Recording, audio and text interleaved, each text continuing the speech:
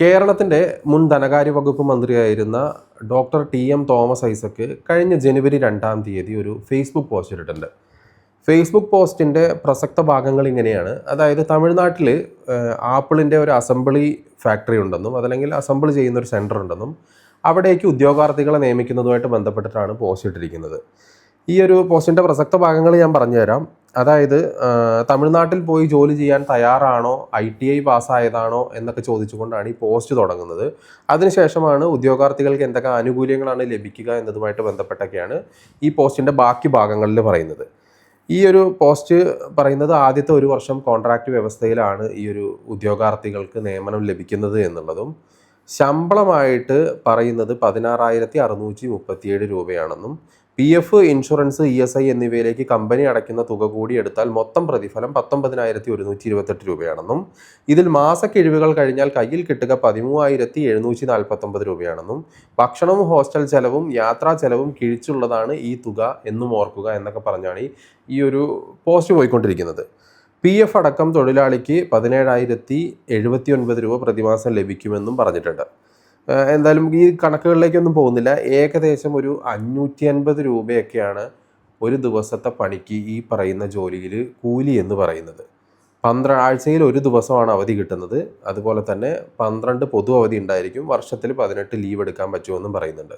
ഈ പറയുന്നത് 1 year contract ബേസിലാണെങ്കിലും 70 മുതൽ 80% വരെ വരുന്ന ആളുകൾക്ക് സ്ഥിര നിയമനത്തിലേക്ക് കയറാനും അല്ലാത്തവർക്ക് താല്പര്യമുണ്ടെങ്കിൽ കോൺട്രാക്റ്റ് വ്യവസ്ഥയിൽ തന്നെ കണ്ടിന്യൂ ചെയ്യാനുള്ള അവസരം ലഭിക്കുമെന്നൊക്കെ തരത്തിലാണ് ഈ പോസ്റ്റ് പോകുന്നത്. ഇത് പറഞ്ഞു വന്നത് വേറൊന്നുമല്ല, നിങ്ങളൊന്ന് ആലോചിച്ച് നോക്കുക. തമിഴ്നാട്ടിൽ ഇത്തരത്തിലൊരു ഒഴിവ് വന്നു, ഓക്കെ, അങ്ങനെ ആവട്ടെ. ഈ ഒരു സാധനത്തെ പ്രൊമോട്ട് ചെയ്യുന്നതിന് എന്തെങ്കിലും തരത്തിലുള്ള ഒരു ഇത്തിരിയെങ്കിലും ഉളുപ്പ് എന്ന് പറയുന്ന സാധനം ഈ പറയുന്ന തോമസ് ഐസക്കിന്, അതായത് കേരളത്തിൻ്റെ ധനകാര്യ വകുപ്പ് 5 കൊല്ലം കൈകാര്യം ചെയ്ത തോമസ് ഐസക്കിന് ഉണ്ടായിരുന്നോ എന്നുള്ള ചോദ്യം ചോദിച്ചു പോവുകയാണ്. കേവലം 500 രൂപ ദിവസക്കൂലിക്ക് ഇവിടുന്ന് ആളുകളെ കയറ്റി അയക്കുന്ന, പച്ചയ്ക്ക് പറഞ്ഞിട്ടുണ്ടെങ്കിൽ ലേബർ സപ്ലൈ ആണ് ചെയ്യുന്നത്. ഈ പറയുന്ന ആളെ കയറ്റി അയക്കാൻ വേണ്ടിയിട്ട് ഈ നാട്ടിലെ അഭ്യസ്ത വിദ്യരായിട്ടുള്ള ആളുകളോട് ചോദിച്ചിരിക്കുകയാണ് തോമസ് ഐസക്ക്. എന്ത് തരത്തിലുള്ള, അല്ലെങ്കിൽ എങ്ങനെയാണ് ഇയാൾക്ക് ഈ ധൈര്യം വന്നത് എന്നറിയില്ല. നിങ്ങളൊരു പക്ഷേ ആ ഫേസ്ബുക്ക് പോസ്റ്റിൻ്റെ കമൻറ്റ് ബോക്സ് എടുത്ത് നോക്കിയിട്ടുണ്ടെങ്കിൽ അത്രയും മോശമായിട്ടാണ് മലയാളികളുടെ ഈ വിഷയത്തിലുള്ള പ്രതികരണം വന്നിട്ടുള്ളത്. സ്വാഭാവികമാണ്. കാരണം അത്തരത്തിലുള്ള ഒരു വ്യവസായ സ്ഥാപനങ്ങളുമില്ല. അവർ അടച്ചു പൂട്ടിച്ചിട്ടുള്ള, അതല്ലെങ്കിൽ ഇവിടെ വ്യവസായം തുടങ്ങാൻ വേണ്ടിയിട്ട് ശ്രമിച്ച് പരാജയപ്പെട്ടിട്ടുള്ള സ്ഥാപനങ്ങളുടെ ലിസ്റ്റ് പലരും ആ കമൻറ്റ് ബോക്സിൽ നിരത്തിയിട്ടുണ്ട്. ഈ വിഷയത്തിൽ തോമസ് ഐസക്കിൻ്റെ ധൈര്യം സമ്മതിച്ചു കൊടുത്തേ പറ്റുള്ളൂ. കാരണം ഇത്തരമൊരു വിഷയം, അതല്ലെങ്കിൽ കേരളം പോലെ ഒരു സ്ഥലത്ത്, ഇന്ത്യയിലെ ഏറ്റവും കൂടുതൽ തൊഴിലില്ലായ്മ രൂക്ഷമായിട്ടിരിക്കുന്ന സ്ഥലമാണ് കേരളം. ആ കേരളം പോലെ ഒരു സ്ഥലത്ത് അവർ ഭരിച്ചുകൊണ്ടിരിക്കുമ്പോൾ തന്നെ തമിഴ്നാട്ടിലേക്ക് ആളെ കയറ്റി അയക്കുന്നതുമായിട്ട് ബന്ധപ്പെട്ട് അതിൽ ഊറ്റം കൊള്ളുന്ന ഒരു സഖാവായിട്ടൊരു പോസ്റ്റ് ഇടുക എന്നൊക്കെ പറയുന്നത് അത്രയും പരിഹാസ്യമാണ്. ഇതിൻ്റെ കമൻറ്റ് ബോക്സൊക്കെ നോക്കുകയാണെന്നുണ്ടെങ്കിൽ നമ്മൾ ഈ എന്താ പറയുക, ഒരു 18+ എന്നുള്ള കാറ്റഗറിയിലുള്ള കമൻറ്റുകൾ നമ്മൾ ഫിൽട്ടർ ചെയ്ത് കളയുകയാണെന്നുണ്ടെങ്കിൽ, വായിക്കുകയാണെന്നുണ്ടെങ്കിൽ വളരെ രസകരമായിട്ടുള്ള കമൻറ്റുകളുണ്ട്. മുൻ ധനകാര്യമന്ത്രിയാണ്, ദിവസം 500 രൂപയ്ക്ക് താഴെ കൂലിയുള്ള ജോലിക്ക്, അതും അന്യനാട്ടിൽ, അത് പോസ്റ്റ് ഇട്ട് കുളിരു കോരി മെഴുകുന്നു. ഒന്നെങ്കിൽ അന്തങ്ങളെ പറ്റിക്കാൻ, അല്ലെങ്കിൽ വർഷം ഇപ്പോഴും 2005 ആണെന്ന് വിശ്വസിച്ചുകൊണ്ട് ജീവിക്കുന്നു എന്നുള്ളതാണ്. അതിൽ വേറൊരാൾ കമൻറ്റ് ഇട്ടിരിക്കുന്നത്, എൻ്റെ കടയിൽ ചായ അടിക്കുന്ന പുള്ളിക്ക് ഡെയിലി 1300 വെച്ച് ഞാൻ കൊടുക്കുന്നുണ്ടെന്ന്. പിന്നെ വേറൊരു കമൻറ്റാണ്, ദിവസം 554 രൂപ, അതും അന്യനാട്ടിൽ, കേരളത്തിൽ 1200 രൂപയാണ് ദിവസം കൂലി എന്ന് പറഞ്ഞ് നടന്നിട്ടുള്ള മേനി നടിച്ച് നടന്നിട്ടുള്ള മന്ത്രിയൊക്കെ നാട് വിട്ടോ എന്ന് ചോദിക്കുന്ന വേറൊരാളുണ്ട്. ഇനി ഇതൊന്ന് നിങ്ങൾ ആലോചിച്ച് നോക്കുക. ഇത് ആരായാലും ചോദിച്ചു പോകുന്ന കാര്യങ്ങൾ തന്നെയാണ്. നമുക്ക് ഈ നാട്ടിലെ ഒരു അഭ്യസ്ത വിദ്യരായിട്ടുള്ള, നമ്മൾ ഏറ്റവും ഉന്നത വിദ്യാഭ്യാസങ്ങളുടെ കാര്യത്തിൽ ഏറ്റവും കൂടുതൽ ഉന്നതിയിൽ നിൽക്കുന്നു എന്ന് മലയാളികൾ വിചാരിക്കുന്നുണ്ടെങ്കിൽ അതൊരു ഏകദേശം സത്യം തന്നെയാണ്. ഉന്നത വിദ്യാഭ്യാസത്തിൻ്റെ കാര്യത്തിൽ നമ്മൾ വിദ്യാർത്ഥികളുടെ എഡ്യൂക്കേഷൻ ക്വാളിഫിക്കേഷൻ്റെ കാര്യത്തിലാണ്, അല്ല നമ്മുടെ ഇവിടുത്തെ വിദ്യാഭ്യാസ നിലവാരം സൂപ്പറാണെന്നല്ല.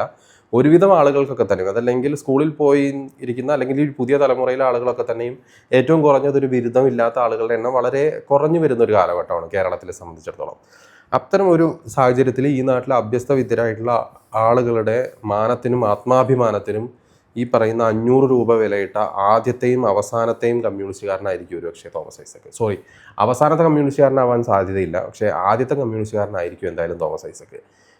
ഇതൊക്കെ എന്തോ ഒരു വലിയ സംഭവമാണെന്നും അതിനുവേണ്ടി 8 ബസ്സുകൾ 6 ബസ്സുകൾ അറേഞ്ച് ചെയ്തിട്ടുണ്ട്, അതിൽ 300 എണ്ണത്തിനെ കയറ്റി അങ്ങോട്ട് വിടുന്നുണ്ട് എന്നുള്ളതൊക്കെ ഒരു ഭരണ നേട്ടമാണ് എന്നുള്ള നിലയ്ക്ക് ആഘോഷിക്കപ്പെടുന്ന ഒരു സാഹചര്യം കേരളത്തിൽ ഉരുത്തിരിഞ്ഞു വന്നിരിക്കുന്നു എന്നുള്ളതാണ്. ഇതൊക്കെയാണ് ഇവരുടെ ഭരണ നേട്ടം. പണ്ടത് ഗൾഫിലേക്ക് കയറ്റി വിടുന്നത് ഇപ്പോൾ ഗൾഫിലേക്ക് കയറ്റി വിടാൻ പറ്റാത്തത് കൊണ്ടാണോ എന്നറിയില്ല. എന്തായാലും ഇപ്പോൾ ഈ പറയുന്ന തമിഴ്നാട്ടിലേക്കും അതല്ലെങ്കിൽ ഇനി നാളെ കർണാടകയിലേക്ക് ഇതുപോലെ ആളുകളെ കയറ്റി വിടുന്ന ബസ്സുകൾ ഫ്ലാഗ് ഓഫ് ചെയ്യുക എന്നുള്ളതായിരിക്കും ഒരുപക്ഷെ ഭാവിയിൽ ഈ കേരളത്തിലെ മുഖ്യമന്ത്രിമാരുടെ പണി എന്ന് പറയുന്നത്. ഇവിടെ തൊഴിലുണ്ടാകാനുള്ള സാഹചര്യമൊന്നും ആസ് ഓഫ് നൗ ഇതുവരെ ഈ 2026 പുലർന്നിട്ടും അതുമായിട്ട് ബന്ധപ്പെട്ട ലക്ഷണങ്ങളൊന്നുമില്ല. ആകെ ഇവിടെ തഴച്ചു വളർന്നുകൊണ്ടിരിക്കുന്ന ഒരു വ്യവസായമോ അതല്ലെങ്കിൽ തുറന്നുകൊണ്ടിരിക്കുന്ന കടകൾ എന്ന് പറയുന്നത് ലോട്ടറി കച്ചവടം മാത്രമാണ്. സോ അതിനെന്തായാലും ഈ ഡിഗ്രി പാസ്സായ ആളുകളെ കിട്ടുമെന്നുള്ള കാര്യം സംശയമാണ്. അപ്പോൾ ഇത്തരത്തിൽ ഈ അറവ് മാടുകളെ കയറ്റി അയക്കുന്നത് പോലെ വണ്ടികളിലാക്കിയിട്ട് കയറ്റി കൊണ്ടു കൊടുക്കുന്ന ഒരു പണി മാത്രമായിരിക്കും മിക്കവാറും കേരളം ഭാവിയിലും ഭരിക്കാൻ വരുന്നവർക്ക് ഉണ്ടാവുക എന്നാണ് തോന്നുന്നത്. കാരണം വ്യവസായങ്ങളൊന്നും തന്നെ പച്ച പിടിക്കുന്നതായിട്ട് കാണുന്നില്ല. ഈ ഒരു പോസ്റ്റിൽ, അതായത് തോമസ് ഐസക്കിൻ്റെ പോസ്റ്റിൽ വന്നിട്ടുള്ള ഒരു പ്രസക്തമായിട്ടുള്ള കമൻറ്റാണ്. ഇതിൻ്റെ ചരിത്രത്തെക്കുറിച്ച് എനിക്കറിയില്ല. സീഗേറ്റ് എന്ന് പറയുന്ന ഒരു കമ്പനിയെ തമിഴ്നാട്ടിലേക്ക് ഓടിച്ചു എന്നോ അതല്ലെങ്കിൽ ടെക്നോ പാർക്കിൽ, തിരുവനന്തപുരം ടെക്നോ പാർക്കിൽ വന്നിട്ടുള്ള ഒരു കമ്പനിയെ ഇവിടുന്ന് കെട്ടിച്ചതിന് ശേഷം നിങ്ങൾക്ക് നാണമുണ്ടോ തമിഴ്നാട്ടിലെ കമ്പനിയിൽ 13,000 രൂപയ്ക്ക് പോയി ജോലി എടുക്കാൻ ഇവിടുത്തെ നാട്ടുകാരോട് പറയാനെന്ന് ചോദിച്ചിട്ടൊരു കമൻറ്റ് ഇട്ടിട്ടുണ്ട്. അതാണ് ഇവർ ഒരു എന്തെങ്കിലും തരത്തിലുള്ള വ്യവസായ സൗഹൃദമാണ്, അല്ലെങ്കിൽ ഇവിടെയാണ് ഏറ്റവും കൂടുതൽ സ്റ്റാർട്ടപ്പുകൾ രജിസ്റ്റർ ചെയ്യപ്പെടുന്നത് എന്നൊക്കെ തന്നെയും രായ്ക്ക് രാമാനം പറഞ്ഞുകൊണ്ടിരിക്കുന്നുണ്ടെങ്കിൽ പോലും ഇവിടുത്തെ അവസ്ഥ എന്ന് പറയുന്നത് വളരെ പരിതാപകരമാണ്. അതിൻ്റെ ഒരു ഉത്തമ ഉദാഹരണം കൂടിയാണ് ഇപ്പോൾ ദേശീയ ശരാശരിക്ക് മുകളിൽ കേരളത്തിൻ്റെ തൊഴിലില്ലായ്മ ശരാശരി നിൽക്കുന്നത് കണക്കെടുത്ത് നോക്കിയിട്ടുണ്ടെങ്കിൽ മനസ്സിലാവും. എനിക്ക് തോന്നുന്നു ഇന്ത്യയിൽ തന്നെ ഏറ്റവും രൂക്ഷമായ തൊഴിലില്ലായ്മ അനുഭവിക്കുന്ന സംസ്ഥാനങ്ങളിൽ ഒന്നാണ് കേരളം എന്നുള്ളത്. നമ്മൾ മറ്റു കാര്യങ്ങളിലേക്ക് കിടക്കുന്നില്ല, പ്രവാസികളുടെ പണം കൊണ്ടാണ് നമ്മൾ ജീവിക്കുന്നത് എന്നുള്ളതിലേക്കൊന്നും തന്നെ കിടക്കേണ്ട കാര്യമില്ല. പക്ഷേ തൊഴിലില്ലായ്മ അതിരൂക്ഷമാണ് എന്നുള്ള കാര്യം ഉറപ്പാണ്. അതുകൊണ്ട് തന്നെയാണ് 300 ആളുകളുടെ ആദ്യത്തെ ബാച്ചിനെ ഈ പറയുന്ന ജനുവരി 11-ാം തീയതി മുഖ്യമന്ത്രിക്ക് ഇവിടുന്ന് കയറ്റി അയക്കാനും പറ്റുന്നത്. ഈ ഒരു തുകയ്ക്ക് അവിടെ പോയി ജോലി എടുക്കാൻ വേണ്ടിയിട്ട് ആളെ കിട്ടുന്നത് അതുകൊണ്ടും കൂടിയാണ്. അപ്പോൾ ഈ നാട്ടിൽ പൊറോട്ട അടിക്കുന്നവനും അതല്ലെങ്കിൽ ഇവരുടെ കമ്മ്യൂണിസ്റ്റുകാരുടെ ഭരണം മൂലം ബംഗാളിൽ നിന്ന് ഓടി കേരളത്തിൽ വന്നിട്ട് ജീവിച്ചുകൊണ്ടിരിക്കുന്ന പൊറോട്ട അടിച്ചുകൊണ്ടിരിക്കുന്ന ആളുകൾക്കൊക്കെ തന്നെയും 1200 രൂപ കൂലി കിട്ടുന്ന സമയത്താണ് ഇവിടുത്തെ ഡിഗ്രിയും ഡിപ്ലോമയും PGയും ഉള്ള മലയാളികളോട് 13,000 രൂപയ്ക്ക് പോയിട്ട് കേരളത്തിന് പുറത്ത് വർക്ക് ചെയ്തോളൂ എന്ന് ഒരു മുൻ ധനകാര്യമന്ത്രിയും ഉത്തരവാദിത്തപ്പെട്ട സ്ഥാനത്തിരിക്കുന്ന ഒരു ജനപ്രതിനിധി അതല്ലെങ്കിൽ ജനപ്രതിനിധി ആയിരുന്ന വ്യക്തി പറയുന്നത് എന്നുള്ളതാണ് ഇതിലെ ഏറ്റവും വലിയ വിരോധാഭാസം. സോ ഇനിയെങ്കിലും കുറച്ച് ഉളുപ്പ് വരുമെന്ന് വിചാരിക്കാം. ഈ കമൻറ്റ് ബോക്സൊക്കെ തോമസ് ഐസക്ക് തുറന്നു നോക്കുന്നുണ്ടോ എന്നറിയില്ല. തുറന്നു നോക്കാതിരിക്കുന്നതാണ് ഒരു കണക്കിന് നല്ലത്. അപ്പോൾ ജനങ്ങൾ ചോദിക്കുന്നതാണ്, 10 വർഷം തുടർച്ചയായി ഭരിച്ചിട്ട് യുവാക്കളെ ജോലി വേണമെങ്കിൽ തമിഴ്നാട്ടിലേക്ക് പോയിക്കോ എന്ന് പറയാൻ ഉളുപ്പുണ്ടോ എന്ന് ഒരു കമൻറ്റിൽ ഒരാൾ ചോദിക്കുന്നുണ്ട്. അതേ ചോദ്യം ചോദിച്ചുകൊണ്ട് ഞാൻ നിർത്തുകയാണ്. നിങ്ങൾക്ക് ഉളുപ്പുണ്ട് എന്നുണ്ടെങ്കിൽ ആ പോസ്റ്റ് ഡിലീറ്റ് ചെയ്യുക. മറ്റെന്തെങ്കിലും രീതിയിൽ ആ റിക്രൂട്ട്മെൻറ്റ് നടത്താനുള്ള ശ്രമം നടത്തുക. അതല്ലാതെ അത് സർക്കാരിൻ്റെ പേരിൽ സർക്കാർ തന്നെ മറ്റൊരു സംസ്ഥാനത്തേക്ക് ആളുകളെ കയറ്റി അയക്കാൻ വേണ്ടിയിട്ട് മെനക്കെടുന്ന ഈ പരിപാടി മഹാബോറാണ്.